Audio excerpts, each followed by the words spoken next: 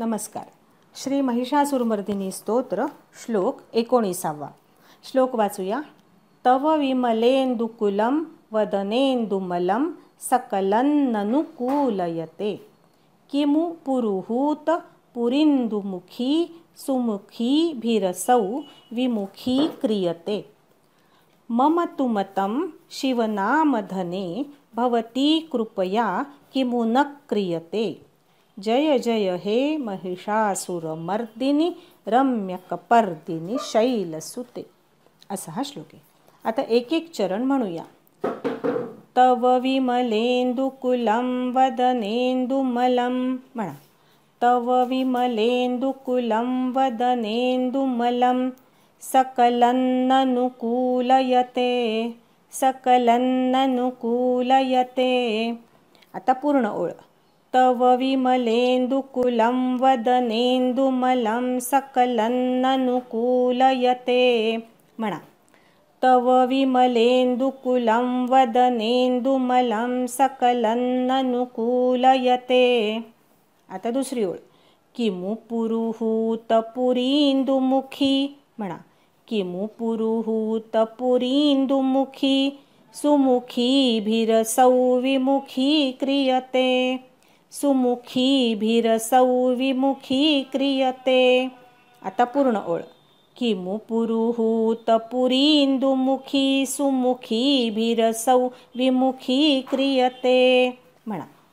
किमु पुरुहूत पुरीन्दुमुखी सुमुखीभिरसौ विमुखी क्रियते. आता तिसरी ओळ. मम तु मतं शिवनामधने म्हणा.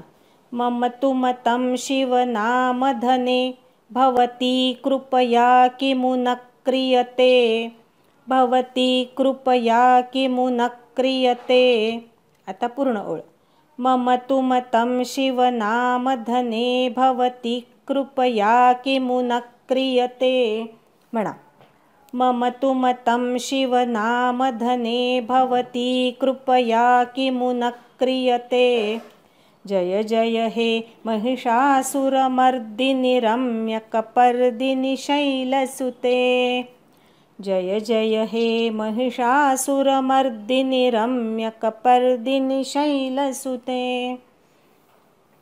या श्लोकामध्ये तव विमलेन्दुकुलं वदनेन्दुमलं सरळच. सकलन्ननुकूलयते. सकलन लवरच्या अनुस्वाराचा अर्धा न म्हणायचा. सकलन ननु नु ऱ्हस्व आणि कू दीर्घ. सकलन्ननुकूलयते असं म्हणायचं. दुसऱ्या ओळीमध्ये किमु पुरुहूत पुरीन्दुमुखी ऱ्हस्व दीर्घाकडे लक्ष द्यायचं. किमु पुरुहूत हू दीर्घ पुरी री दीर्घ आणि खी दीर्घ. किमु पुरुहूत पुरीन्दुमुखी सुमुखीभिरसौ विमुखी क्रियते. सुमुखी खी दीर्घ म्हणायचा. सुमुखीभिरसौ विमुखी क्रियते. विमुखी खी दीर्घ म्हणायचा. क वर थोडा आघात द्यायचा. विमुखी क्रियते असं म्हणायचं. मम तु मतं शिवनामधने सरळच आहे. मम तु मतं शिवनामधने भवती ती दीर्घ म्हणायचा. भवती कृपया किमु न क्रियते न क्रियते क्री तिथे आघात द्यायचा. जय जय हे महिषासुरमर्दिनी रम्यकपर्दिनी शैलसुते असं म्हणायचं. आता या गोष्टी लक्षात घेऊन आपण 19वा श्लोक पूर्ण म्हणूया. तव विमलेन्दुकुलं वदनेन्दुमलं सकलन्ननुकूलयते किमु पुरुहूत पुरीन्दुमुखी सुमुखीभिरसौ विमुखी क्रियते मम तु मतं शिवनामधने भवती कृपया किमु न क्रियते. जय जय हे महिषासुरमर्दिनी रम्यकपर्दिनी शैलसुते म्हणा. तव विमलेन्दुकुलं वदनेन्दुमलं सकलन्ननुकूलयते किमु पुरुहूत पुरीन्दुमुखी सुमुखीभिरसौ विमुखी क्रियते मम तु मतं शिवनामधने भवती कृपया किमु न क्रियते। जय जय हे महिषासुरमर्दिनि रम्यकपर्दिनि शैलसुते। आता 18 आणि 19 हे 2 श्लोक एकत्र म्हणूया. कनकलसत्कलशीकजलैरनुषिञ्चति ते रणरङ्गभुवं। भजति स किन्न शचीकुचकुम्भतटी परिरम्भसुखानुभवम्।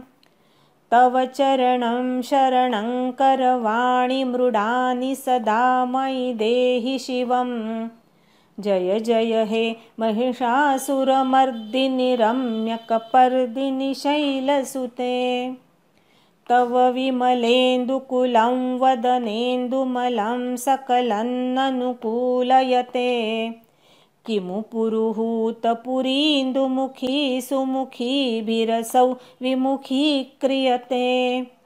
मम तु मतं शिवनामधने भवती कृपया किमु न क्रियते। जय जय हे महिषासुरमर्दिनि रम्यकपर्दिनि शैलसुते। अंबा माता की जय. नमस्कार. श्री महिषासुरमर्दिनी स्तोत्र श्लोक 19.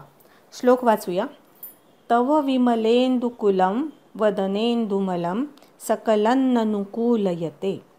किमु पुरुहूतपुरीन्दुमुखी सुमुखीभिरसौ विमुखी क्रियते। मम तु मतं शिवनामधने भवती कृपया किमु न क्रियते। जय जय हे महिषासुरमर्दिनी रम्यकपर्दिनी शैलसुते. असा हा श्लोक आहे. आता अर्थ बघूया. तव विमलेन्दुकुलं. तव म्हणजे हे देवी तुझं. विमल इंदू म्हणजे स्वच्छ निर्मळ चंद्र. इंदू म्हणजे चंद्र.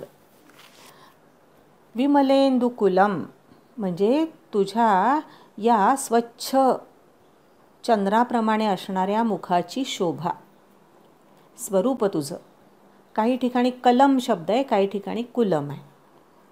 वदनेन्दु मलम. वदनेन्दू म्हणजे मुखचंद्रमा, मुखचंद्र. मलम म्हणजे मलिनता किंवा डाग. ननु कूलयते. ननु म्हणजे खरोखर, वास्तविक. कूलयते म्हणजे स्वच्छ करते, प्रक्षालित करते, बाजूला सारते. हे देवी, तुझा मुखचंद्राचा जो प्रकाश आहे तो आकाशातल्या चंद्राच्या प्रकाशाला सुद्धा निष्प्रभ करतो, दूर सारतो, असा त्याचा अर्थ. वदनेन्दुमलम ननु कूलयते. कलंकरहित चंद्र असावा आणि त्याचा प्रकाश असावा, त्याला सुद्धा तुझ्या मुखचंद्राचं तेज हे बाजूला सारतं, निष्प्रभ करतं. असं तुझं सुंदर मुखकमल आहे. किंवा दुसरा अर्थ असा आहे की हे देवी, तुझं चंद्रासारखं निर्मल मुख आपल्या भक्तांच्या मनातल्या विकाररूपी मलाचा नाश करतं. भक्तांच्या मनामध्ये जी मलिनता आहे, विकारांची मलिनता आहे, ती मलिनता प्रेमाने दूर करतेस तू. असं तुझं मुखकमल आहे. असं चंद्रमुखी देवी तुझं श्रीमुख उपासकांच्यावर कृपा करतं. असा या पहिल्या ओळीचा अर्थ. किमु पुरुहूत. किम आणि उ हे प्रश्नवाचक आहे, प्रश्नार्थक. काय असं म्हटलंय. पुरुहूतपुरी. पुरुहूतपुरी म्हणजे अमरावती, म्हणजे इंद्रपुरी, इंद्राची नगरी. किमु पुरुहूतपुरी. पुरी इंदुमुखी आहे पुढे शब्द संधीमध्ये. पुरी इंदुमुखी. पुरी आणि इंदुमुखी आणि सुमुखी हे शब्द जोडून आहेत. इंदुमुखी म्हणजे चंद्राप्रमाणे मुख असणाऱ्या. सुमुखी म्हणजे सुंदर स्त्रिया, त्यांच्याद्वारे म्हणजे इंद्राच्या नगरीतल्या सुंदर अशा अप्सरांच्या द्वारे असं म्हटलं. असौ विमुखी क्रियते. त्या सुंदर अशा अप्सरांच्या द्वारे सुद्धा तुझं सौंदर्य विमुखी क्रियते, उपेक्षित केल्या जाऊ शकते काय. अर्थातच नाही. तुझं सौंदर्य त्या सर्वांपेक्षा श्रेष्ठ आहे असं म्हटलं. हे देवी, तुझं जे सौंदर्य आहे ते इंद्राच्या नगरीत असणाऱ्या सुंदर सुंदर अप्सरांच्या पेक्षा सुद्धा श्रेष्ठ आहे असं या ओळीचा अर्थ आहे. किंवा दुसरा अर्थ असा आहे की इंद्राच्या नगरीतल्या इंद्रपुरीतल्या चंद्रमुखी अप्सरा जेव्हा साधकांच्या तपस्येत विघ्न उत्पन्न करतात. अशा अनेक गोष्टी आहे की इंद्र अप्सरा पाठवतो आणि तपस्वी लोकांची साधना भंग करतो, विघ्न निर्माण करतो. त्या अप्सरा जेव्हा साधकांच्या तपस्येत विघ्न उत्पन्न करतात त्यावेळी देवी त्यांना विमुख करते आणि भक्तांचं रक्षण करते असाही याचा अर्थ आहे. ज्यावेळेला भक्ताच्या मनामध्ये प्रलोभनं, आकर्षणं किंवा सुखाच्या बद्दलच्या त्याच्या इच्छा उत्पन्न होतात, वासना उत्पन्न होतात, त्यावेळेला देवी कृपा करते आणि आपल्या भक्तांचं रक्षण करते असाही या ओळीचा अर्थ आहे. मम तु मतम, माझं असं मत आहे. म्हणजे हा स्तोत्र रचनाकार जो भक्त आहे तो भक्त असा म्हणतो की देवी हे तर माझं मत आहे. मत आहे म्हणजे माझा तर ठाम विश्वासच आहे. हा माझा विश्वास आहे. काय विश्वास आहे की शिवनामधने, शिवनाम म्हणजे शंकराचं नाम, हे धन, हेच जिचं सर्वस्व आहे, हेच जिचं धन आहे अशी तू आहेस. शिवनामधने अशी आहे. किंवा काही ठिकाणी शिवमानधने असाही अर्थ आहे. त्याचाही अर्थ सर्वस्व असाच आहे की शंकर हे जिचं सर्वस्व आहे, शंकराचं नाम हे जिचं सर्वस्व आहे. अशी तू पतिव्रता सती आहेस. पती हेच तिचं सर्वस्व आहे, हेच तिचं धन आहे, हेच तिचा मान आहे, हेच तिचं सौभाग्य आहे. अशी पतिव्रता शिरोमणी पार्वती आहे. तिने आपल्या पतीचा अपमान आपल्या माहेरीसुद्धा सहन केला नाही. दक्ष यज्ञामध्ये तिने उडी घेतली अशी कथा आहे. म्हणून तिला म्हटलं आहे शिवनामधने. शिव शंकर हे जिचं धन आहे, हेच जिचं सर्वस्व आहे, हेच जिचं मानधन आहे, अशी तू आहेस असं म्हटलं. शिवनामधने भवती, भवती कृपया, आपल्या कृपेने, हे देवी तुझ्या कृपेने, तुझ्या अनुग्रहाने, किमु न क्रियते, काय संपन्न होऊ शकत नाही, काय साध्य होऊ शकत नाही. सारं काही तुझ्या कृपेने मिळतं, साध्य होतं, संपन्न होतं असा माझा दृढ विश्वास आहे. भगवान शंकराचं नाव हेच आपलं सर्वस्व मानणाऱ्या हे देवी, तुझ्या कृपेनेच सारं काही साध्य होतं हे माझं निश्चित मत आहे. हे गिरिकन्यके देवी, तुझा केशसंभार अतिशय रमणीय आहे. हे महिषासुरमर्दिनी, तुझा त्रिवार जय जयकार असो असा या श्लोकाचा अर्थ. आता सरळ अर्थ एकदा बघूया. हे देवी, तुझ्या मुखचंद्राचा प्रकाश आकाशातल्या कलंकरहित चंद्राच्या प्रकाशाला सुद्धा निष्प्रभ करतो. हे देवी, तुझं चंद्रासारखं निर्मल मुख आपल्या भक्ताच्या मनातील विकाररूपी मल प्रेमाने दूर करतं.